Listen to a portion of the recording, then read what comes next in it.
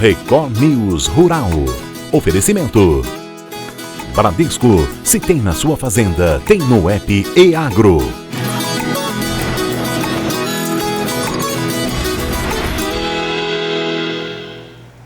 Oi, muito bom dia para você. O Record News Rural está no ar. Dos tratores super tecnológicos ao uso de inteligência artificial. A tecnologia do agronegócio também ganha o céu. Aviões, helicópteros, drones e até um carro voador são destaques na AgriShow, a maior feira de agronegócio da América Latina. Nas telonas dos cinemas, os carros voadores já navegam há muito tempo. Mas o que por muito tempo pareceu ficção está mais perto do que podemos imaginar. Na AgriShow, um carro voador chinês é destaque entre as inovações tecnológicas. Vendido a $515 mil, o equivalente a mais de R$2,5 milhões de reais, o veículo pode voar a até 130 km por hora e tem autonomia de 30 km, com recarga que pode ser feita em uma tomada em cerca de 30 minutos. A aeronave ainda está passando por processo de certificação no Brasil, mas a estimativa é que em 2025 esteja apta a voar. Por fora, esse carro voador parece uma espécie gigantesca de drone com hélices por toda a volta. Mas quando a gente entra dentro dele, a história é bem diferente. Olha, aqui ele não tem volante, não tem troca de marchas, não tem embreagem, porque ele é controlado de maneira totalmente remota. Ou seja, aqui dentro você só vai precisar se preocupar com o seu conforto e com a temperatura do ar-condicionado. Por ser bastante econômico e rápido, o veículo pode ser empregado para percorrer e observar as plantações de cima. 6 unidades da aeronave estão sendo negociadas durante a feira. Além disso, outras 13 já foram vendidas. É um exemplo básico, o aeroporto de Guarulhos com o aeroporto de Congonhas. Para você fazer essa distância, você vai gastar R$12 de eletricidade. Então é um custo muito baixo para você operar. A manutenção dela é baixa porque é totalmente elétrico e você não tem mais o piloto tradicionalmente dentro da aeronave, ele está fora comandando de forma remota. Bom, através de um laptop e internet a gente consegue fazer a conexão com 3 vias, então se a primeira falhar ainda sobram 2 e é totalmente automatizado. Na venda de aviões, o agronegócio também se destaca. No ano passado, 43% das aeronaves executivas vendidas por uma empresa aérea foram direcionadas para o setor. Bom, o agronegócio, todo mundo sabe, é um dos pilares da economia do Brasil. E existe agronegócio em todas as 5 regiões geográficas do país. O que acontece é que o pessoal precisa se deslocar. O empresário do agro, ele tem negócios em diferentes estados e diferentes regiões.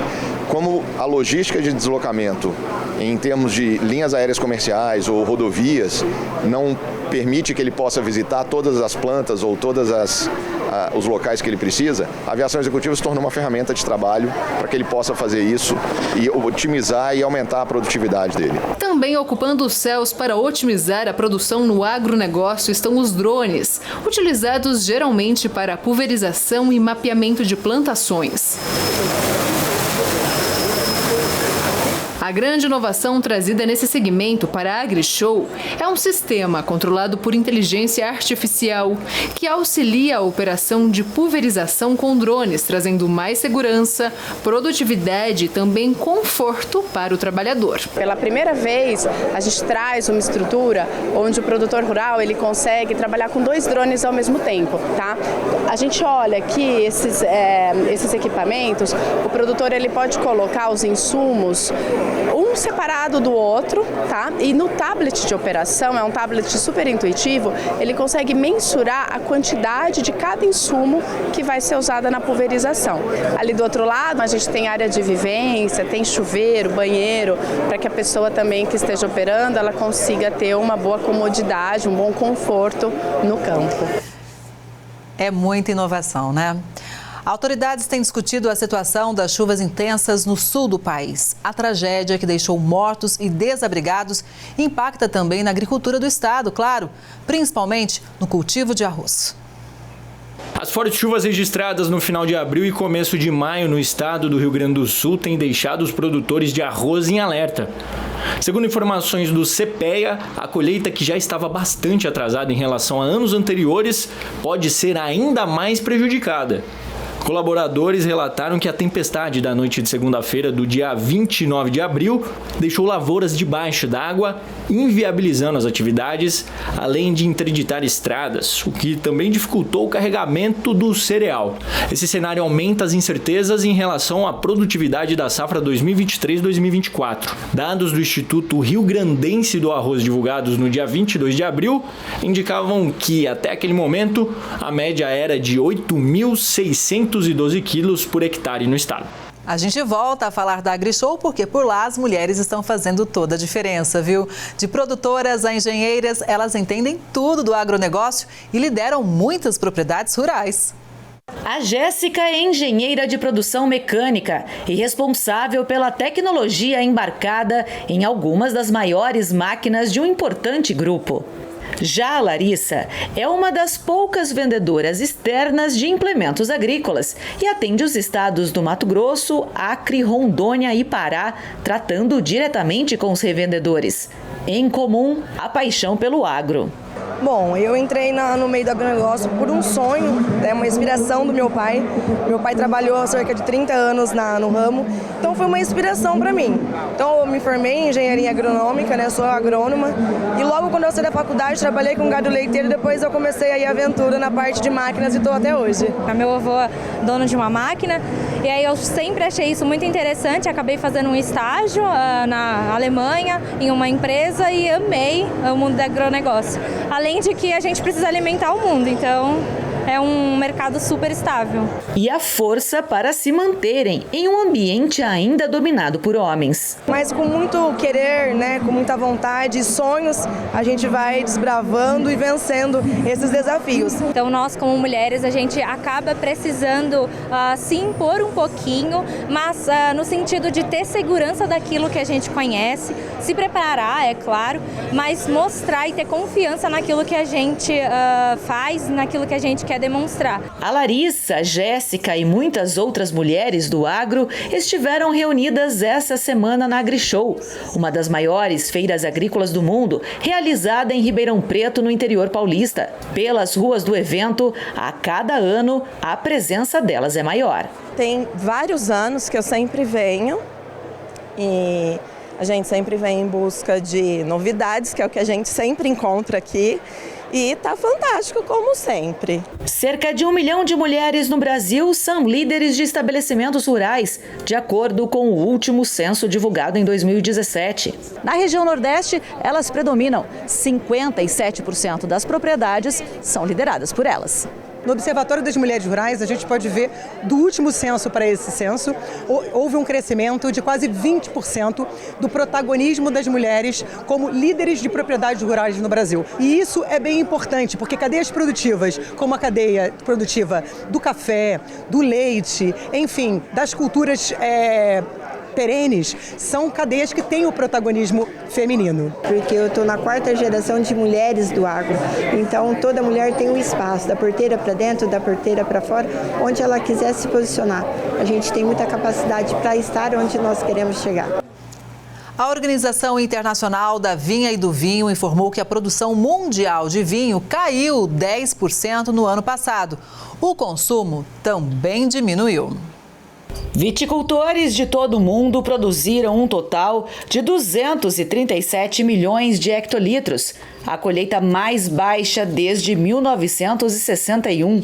Segundo a Organização Internacional do Setor, as colheitas foram particularmente fracas na Itália, onde diminuíram 23% em relação a 2022, situando-se em 38 milhões de hectolitros, e na Espanha, onde houve uma queda de 21% para 28 milhões de hectolitros. A queda da produção global foi consequência direta de condições ambientais extremas, que incluíram secas ou inundações, ondas de calor ou geadas precoces e incêndios que afetaram tanto o hemisfério norte quanto o sul. Dessa forma, a colheita diminuiu 11% no Chile e na Austrália e 10% na África do Sul, os 3 maiores produtores do hemisfério sul. A Argentina registrou queda de 23%, atingindo o nível mais baixo desde 1957, enquanto no Brasil a produção de vinho aumentou 12,1%. 1,5% em relação a 2022 e 31,4% em relação à média dos últimos 5 anos. Com as colheitas quase no fim, a expectativa é que a produção no Hemisfério Sul se recupere 5% em 2024, segundo as primeiras estimativas. Na França, a colheita cresceu 4% para 48 milhões de hectolitros, tornando o país o maior produtor. E a produção não foi a única queda registrada no ano passado. Segundo os dados, o consumo diminuiu 3% em 2023 para 221 milhões de hectolitros, o nível mais baixo desde 1996. A Espanha foi um dos poucos mercados em que isso não aconteceu, e o consumo total foi de 9 milhões e 800 mil hectolitros, 1,7% a mais do que em 2022. A tendência para baixa se arrasta desde 2018 e se deve, em parte, à inflação, que aumentou os custos de produção e os preços ao consumidor. A procura menor também se deve às mudanças demográficas e no estilo de vida. Os portugueses, franceses e italianos são, por habitante, os maiores consumidores. Uma tempestade de granizo devastou os vinhedos da região administrativa de Chables, na França. Conhecida pela produção tradicional de vinhos, produtores e autoridades locais relataram que, em algumas propriedades, a perda chegou a 100%, ou seja, foi perda total. E de acordo com informações da mídia local, várias regiões francesas tiveram ventos fortes de 50 km por hora e alertas máximos emitidos. O vinhedo Chables ocupa 6 mil hectares, cerca de 67% são destinados para a exportação. O mercado de suínos tem apresentado oscilações nas regiões que trabalham com a criação. Os preços do suíno vivo no mercado independente encerraram abril com movimentos distintos entre as regiões que trabalham com a criação. Segundo pesquisadores do CPEA em Minas Gerais, compradores estiveram mais ativos na aquisição de novos lotes de animais, levando suinocultores a reajustarem positivamente os valores. Já em outras regiões, as cotações seguiram em queda, pressionadas pela demanda enfraquecida. Para a carne, apesar da desvalorização das carcaças, agentes do setor relataram melhora das vendas no final de abril. Quanto às exportações, na parcial de abril, com regência nos primeiros dias úteis do mês, o volume de carne suína embarcado superou o escoado no mês anterior, interrompendo o movimento de queda observado desde fevereiro. Segundo dados da Secretaria de Comércio Exterior, são 86 mil toneladas do produto in natura enviadas ao exterior na parcial de abril. E caso esse ritmo se mantenha, o total pode chegar a 95 mil toneladas, maior volume até então para este ano. O programa de hoje fica por aqui. Muito obrigada pela sua audiência e, claro, eu espero você no próximo Record News Rural. Até lá!